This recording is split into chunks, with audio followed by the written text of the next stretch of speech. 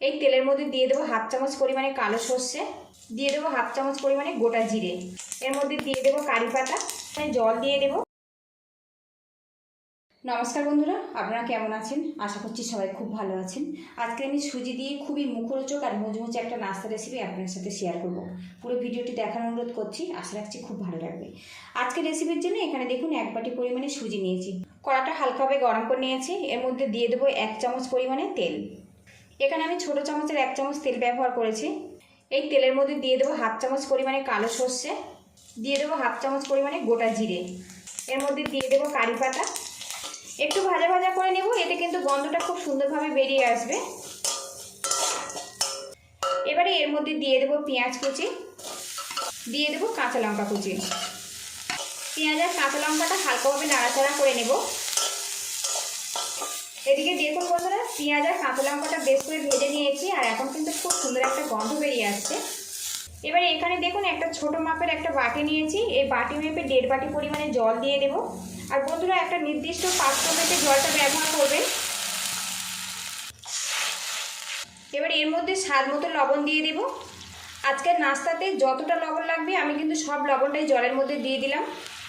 লবণটা ভালো করে জলের সাথে মিশিয়ে নেব। এখানে দেখুন বন্ধুরা, এই বাটি মেপে আমি 1.5 বাটি পরিমাণে জল ব্যবহার করেছি আর এই বাটি মেপে আমি 1 বাটি পরিমাণে সুজি নিয়েছি। এবার এই জলের মধ্যে সুজিটা আমি অল্প অল্প করে দিয়ে দেব, দিয়ে ভালো করে মিশিয়ে নেব। আর বন্ধুরা এই সময় কিন্তু গ্যাসের হিটটা একদম কমে রাখতে হবে। বাকি সুজিটা দিয়ে দেব। সুজি কিন্তু খুব ঝটপট নরম হয়ে যায়।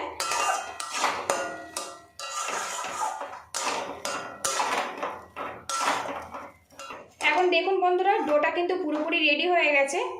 এবার এই সুজির মধ্যে একটা ছোট সাইজের আলু সিদ্ধ করে ম্যাশ করে নিয়েছি, এর মধ্যে দিয়ে দেব কিছুটা ধনেপাতা কুচি, দিয়ে দেবো হাফ চামচ পরিমাণে চিলি ফ্লেক্স। ঝালটা আপনারা স্বাদ মতো ব্যবহার করবেন।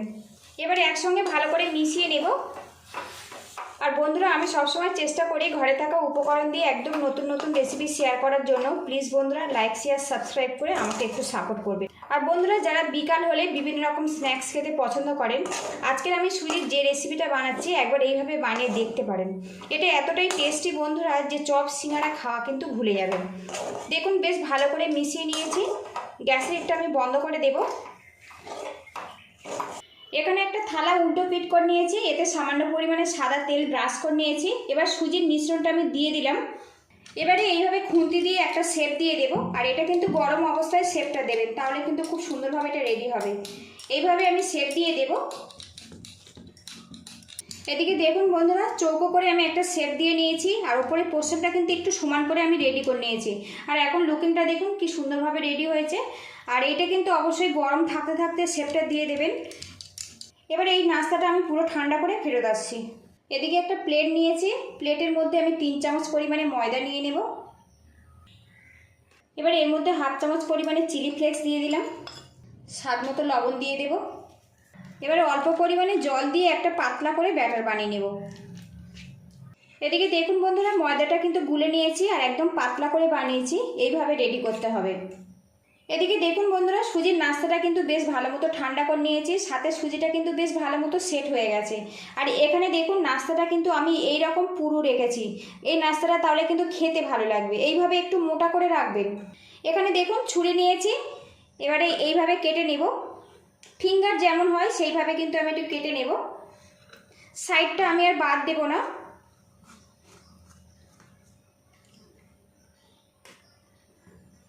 আপনারা চাইলে কিন্তু যে কোনো শেপ দিয়ে নাস্তাটা বানাতে পারেন। আমি এই রকম শেপ দিয়ে রেডি করে নিয়েছি। সবগুলো কেটে তারপর আপনাদেরকে দেখাচ্ছি।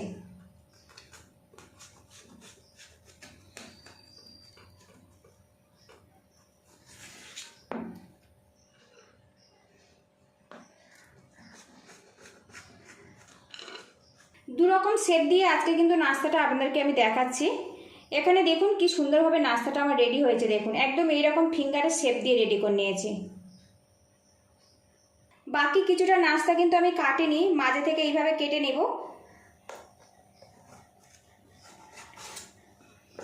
কেটে নিয়েছি দেখুন বন্ধুরা। এবারে এখান থেকে আমি কেটে নেব।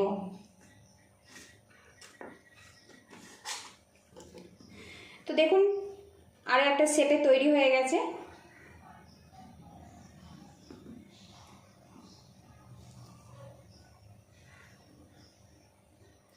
এদিকে দেখুন বন্ধুরা, ময়দার যে মিশ্রণটা রেডি করে নিয়েছি ভালো করে মিশিয়ে নেব।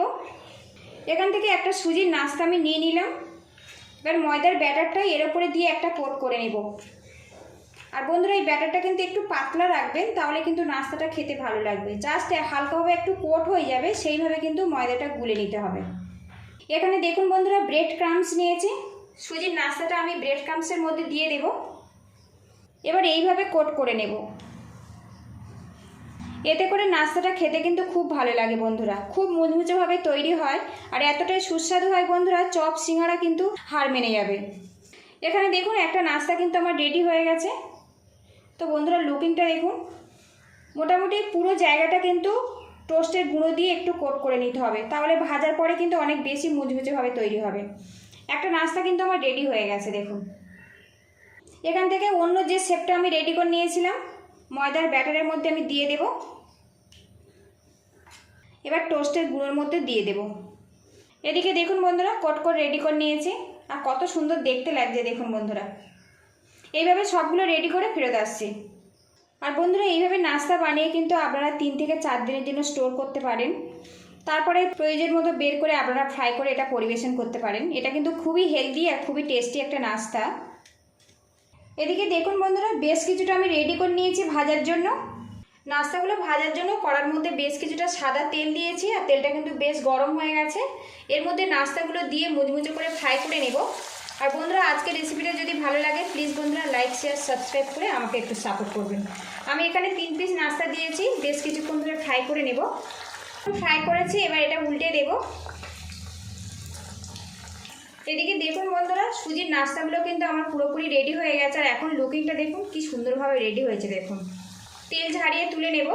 তো বন্ধুরা, এখন কিন্তু বর্ষাকাল, বিকাল হলে বিভিন্ন রকম নাস্তা আমরা খেয়ে থাকি। একবার এইভাবে সুজি দিয়ে বানিয়ে দেখতে পারেন, চা কফির সাথে খেতে কিন্তু খুবই ভালো লাগে। আরও কয়েক পিস নাস্তার মধ্যে দিয়ে দেব।